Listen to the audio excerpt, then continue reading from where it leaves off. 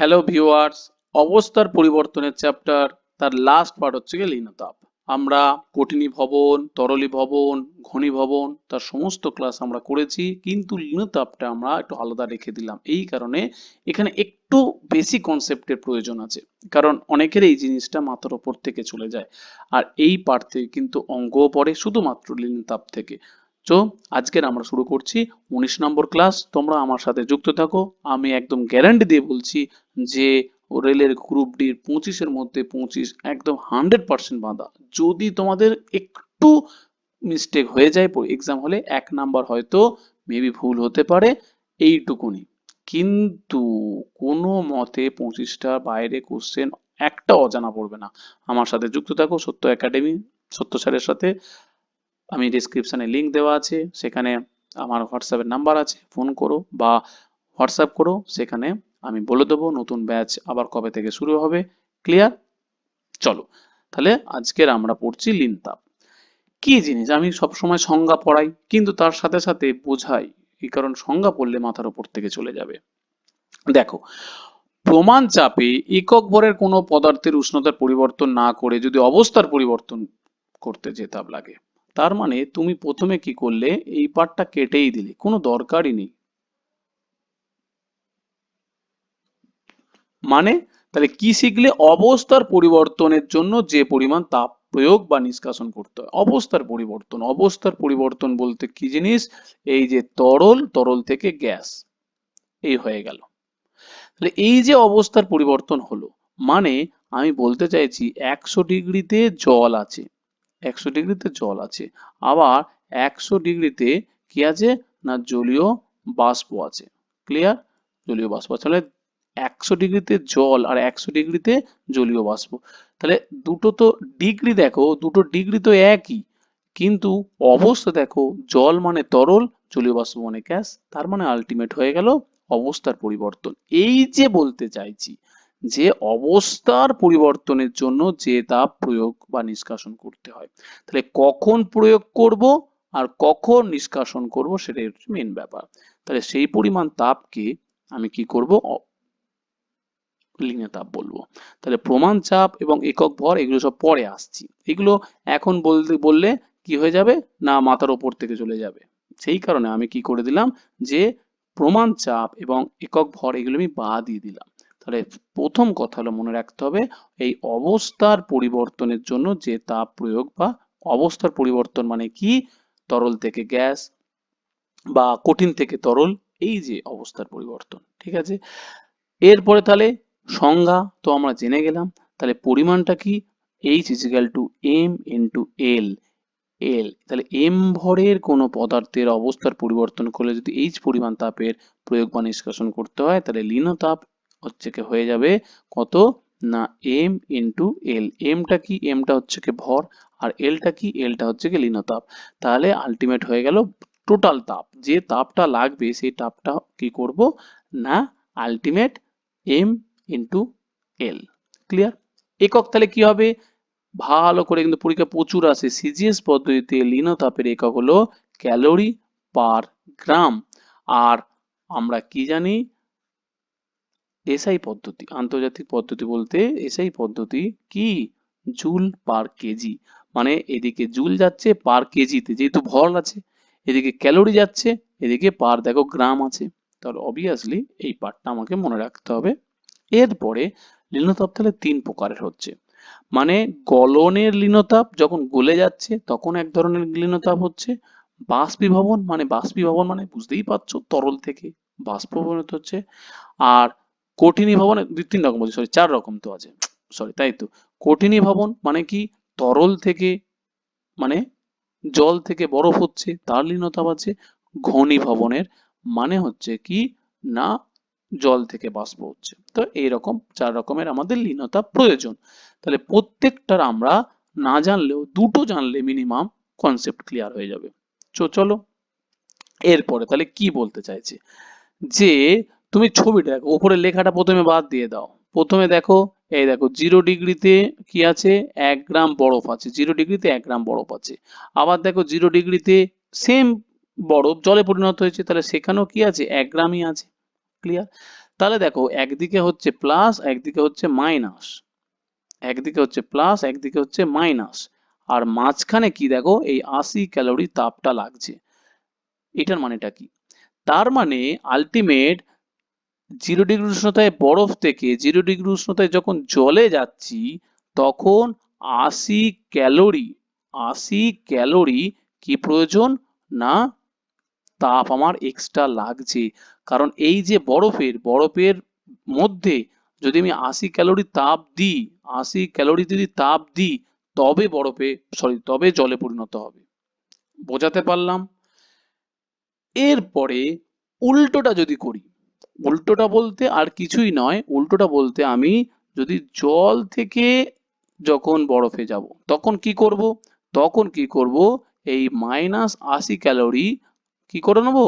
না তাপ বার করে নিতে হবে, তাপ বার করে নিতে হবে, মানে নিষ্কাশন। ঠিক আছে? নিষ্কাশন করলে তবে বরফে পরিণত হচ্ছে। তাহলে 0 ডিগ্রি থাকছে, 1 গ্রাম বরফ, 1 গ্রাম বরফই থাকছে, জলই থাকছে, কিন্তু মাঝখানে একটা তাপের খেলা চলছে, তাপ দিচ্ছে আর তাপ নিচ্ছে। তাহলে যখন বরফ থেকে তাপ দেবে 80 ক্যালোরি, আর জল থেকে যখন বরফ হবে তাপ হচ্ছে গিয়ে নিষ্কাশন হবে। ক্লিয়ার? ব্যাস, এটা হয়ে গেল আমাদের লিন তাপের এক্সাম্পল। সেই কারণে পরীক্ষাতে কিন্তু আমি বলছি এই রকম ভাবে দেখো, এই যে মানটা 80 ক্যালোরি অঙ্কেতে কাজে লাগবে। এটা কি সিজিএস? এবার যদি বলি 80 ক্যালোরি, তার মানে কি হচ্ছে যে 80 ক্যালোরিটা কি হয়ে যাচ্ছে না আমার সিজিএস একক। এসআই একক তাহলে কি হয়ে যাবে? পরীক্ষায় প্রচুর আসে, এই দেখো 3.36 ইন্টু 10⁵ জুল পার কেজি। তাহলে বরফ থেকে যখন জলে পরিণত হয় তখন আমার 80 ক্যালোরি তাপের প্রয়োজন হচ্ছে। এইটাকে যখন আমি এসআই পদ্ধতিতে করব তখন 3.36 ইন্টু 10⁵ কি লাগবে?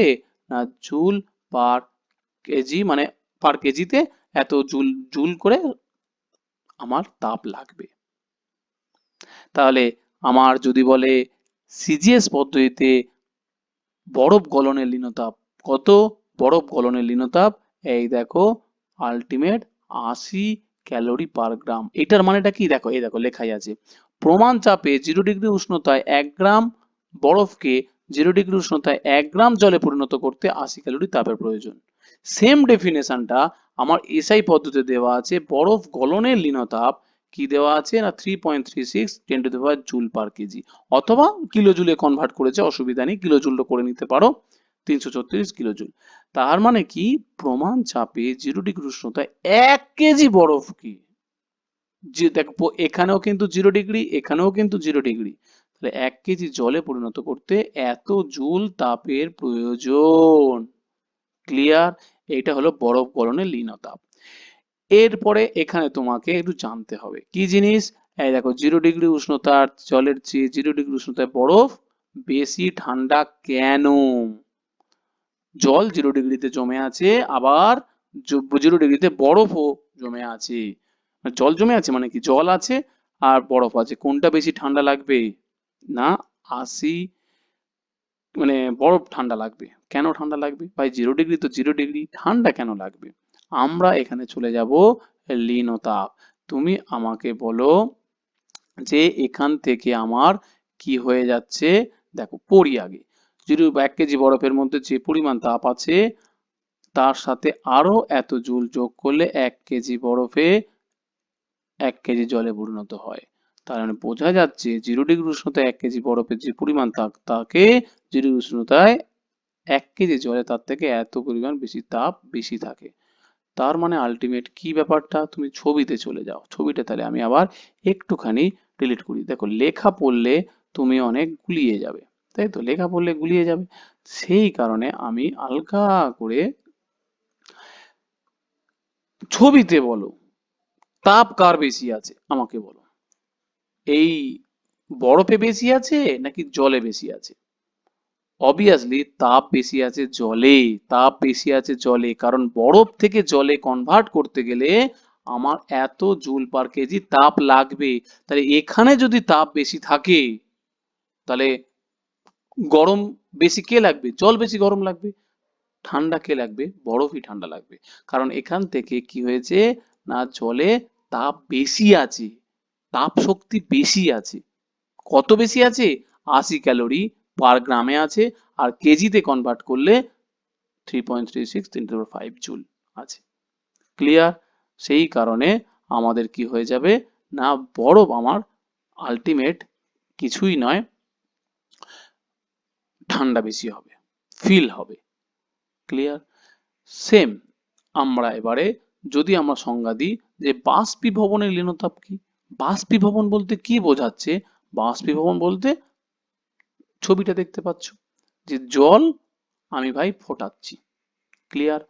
এখানে আছে 1 গ্রাম জল, এখানে আছে আমার যে বাষ্পটা তৈরি হচ্ছে, বাষ্প তো উড়ে যাচ্ছে, টোটালটা হলে কত হবে? 1 গ্রামই বাষ্প উৎপন্ন হলো।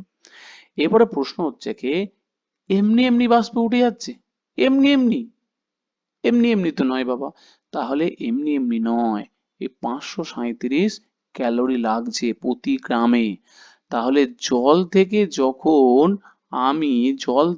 যখন আমি বাষ্পেতে পরিণত করব তখন ভাই 537 ক্যালোরি তাপ লাগবে পার গ্রামে।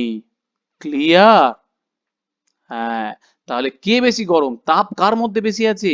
তাপ আছে বেশি বাষ্পর মধ্যে। কি আছে? না তাপ বেশি আছে। তাপ বাষ্পের মধ্যে বেশি আছে। কত বেশি আছে?